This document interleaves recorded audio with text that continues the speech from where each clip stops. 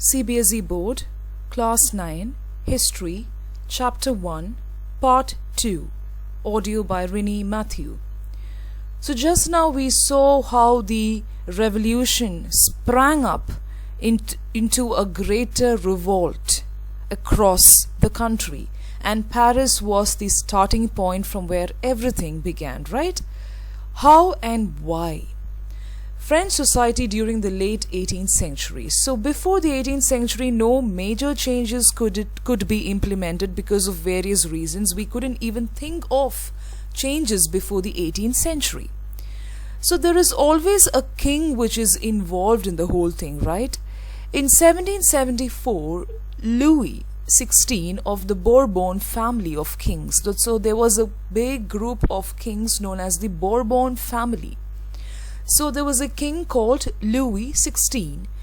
He ascended, he took charge of the throne in France, and he was only 20 years. He was very young and married to the Austrian princess Marie Antoinette. Upon his accession to the new king, found an empty treasury. So upon his accession, remember that he's very young, he saw that France is full of treasure. He didn't know how to make use of this treasure or to make use of this particular place. He didn't know how to rule. He was not very much experienced. So upon his accession, the new king found an empty treasury. Where? In France, because he had all the control over the place. Long years of wars had drained the financial resources of France. So a lot of wars took place before the small revolutions were there, major wars were there. So what happened? He saw that everything was looted. There was no financial resources or financial backup for France. So what he will do naturally, he didn't know how to rule or how to bring about the changes in the finance of the place, where you have to create a backup, an economic backup for the people. He didn't know how to do it because he was very young and inexperienced. Added to this was the cost of maintaining an extravagant court at the immense palace of Versailles. So the first thing that he did was he wanted to maintain a very luxurious court at the immense palace of Versailles, a court where they can discuss a lot of matters about the place. So that is the first step that he took. Under Louis XVI, France helped the 13 American colonies to gain their independence from the common enemy Britain. So France is very clever. What did they do? They helped the Americas to gain freedom from Britain, because I told you that some of the places were really facing a problem. India, China, Africa and America, they were colonized and they were facing this imperialism under Britain. So what did France do? France immediately tried helping the Americas, especially the 13 American colonies, to free themselves from the Britishers. The war added more than $1 billion to a debt that had already risen to more than 2 billion livres.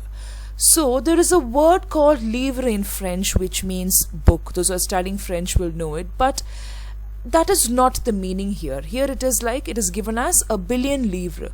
We have to look into the meaning soon. In the next slide you will see the meaning. So the war already had a lot of financial debt. They had to pay almost 1 billion livres. So now, after helping the American colonies to free themselves, the debt increased to 2 billion, which was a very huge amount in those days. And with an empty treasury like France, how are you going to really pay these debts was a big question, right? Lenders who gave the state credit now began to charge 10% interest on loans. So now when you have a country without any financial backup, what will be done? Obviously, you will try to collect it from the people, right? When the government is empty, you will definitely try to get the support of the people. So same thing happened. Money lenders used to give credit, state credit. So what they did is they started charging 10% interest on the loans that they gave, because the debt was so high and the economic situations just changed. So look at the picture of Louis XVI on top left hand corner. And I told you that I will give you the meaning of livre. It is the French word for pound. It was the currency of Kingdom of France and its predecessor state of West Francia from 1781 to 1794. The livre was the name of both units of account and coin. So that is the name of the currency that they used in the Kingdom of France. So now let's go back to the slide. The French government was obliged to spend an increasing percentage of its budget on interest payments because that is the only way that they can fill up the treasury, right? So interest was the first marking place where the king said you have to levy huge taxes and interest on the people. If people wanted to get loans, you have to levy them, you have to ask them for more interest, especially starting with 10% interest.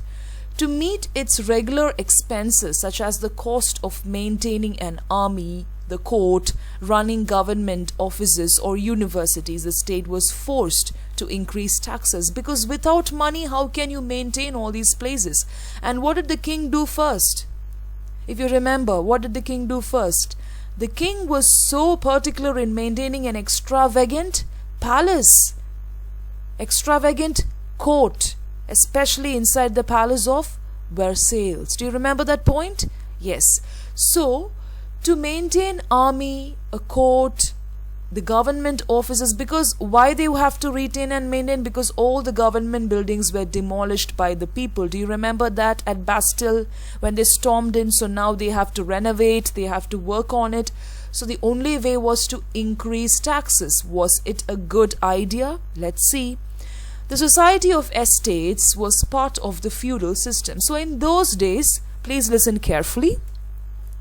The Society of France was divided into groups called estates. Okay, in India we have got the caste system where you have the social ranking. And even in Britain we had the social ranking. Everywhere we had the social ranking, alright? So here in France it was a different system that they followed. Don't think it was any better than what we had in India or they had in UK. No. It was known as the feudal system. What is it? The feudal system. Now this system influenced people all around the world, not only in France. Even now when we speak of feudal system, we say that it emerged from France.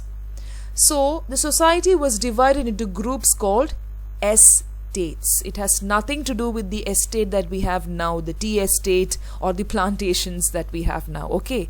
The society was divided into groups called estates. It was a part of the feudal system that dated back to the Middle Ages. So that is the division, the name of the division. Is it clear for you? Alright. The term old regime is usually used to describe the society. So this was a term which was used to describe the society. What? The old regime and institutions of France before 1789. It's a very important point. The term which was used to describe the society before 1789 was the old regime. Peasants made up about 90% of the population. Peasants means what? People who really did labor for wages. Every day after their wages, they will go and collect the money from their masters. So 90% of the population were the peasants. We will see who these peasants were later. Okay, that is the majority of the population. Keep that in mind. However, only a small number of them owned the land they cultivated. So from this we get a point that they cultivated the land, they worked hard on the land, something like the farmers that we have. Okay, you cannot compare the status of the farmers that we have now in India with those peasants. The conditions were really poor. So they did all the work on the land. But did they own any land? No. They were just used for work. So 90% of the population constituted the peasants. About 60% of the land was owned by nobles. So only 60% owned by the nobles. The church and other richer members of the third estate. So third estate is the third section of the society. What were they? 60% was nobles, the church and richer members of the third estate, like people who were really richer than the peasants. The members of the first two estates, that is the first category, that is the clergy and the nobility, enjoyed certain privileges by birth. So nobility and clergy. Clergy is the priest or people who worked with the church, and remember that the church was very powerful in those days. And the nobility. Nobility is what? The people from the royal families, people who were really rich, richer than the third estate. Third estate is something like the middle class people now. The church and richer people who worked with the church. Alright? But first two classes were the clergy and the nobility. They enjoyed privileges by birth. So what we are trying to say is, if you are born in the first two estates, you enjoy all the privileges of the society. If you are accidentally born as a peasant, gone.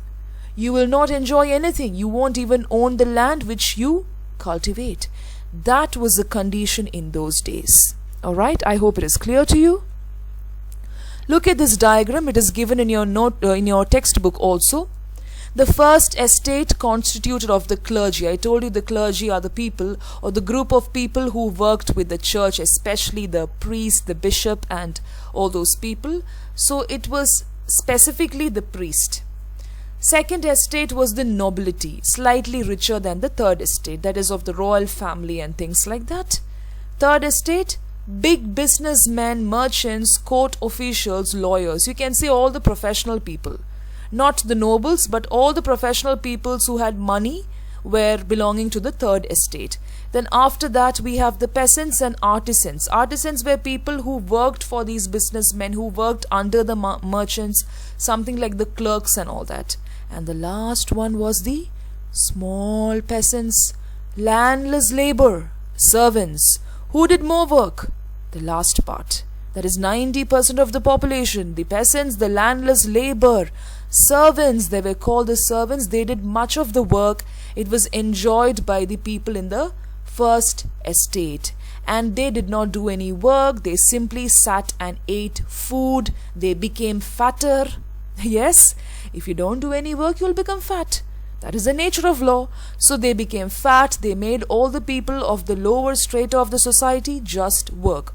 Of course, people belonging to the third estate did some work, like they helped in the work. It is not that they did the work.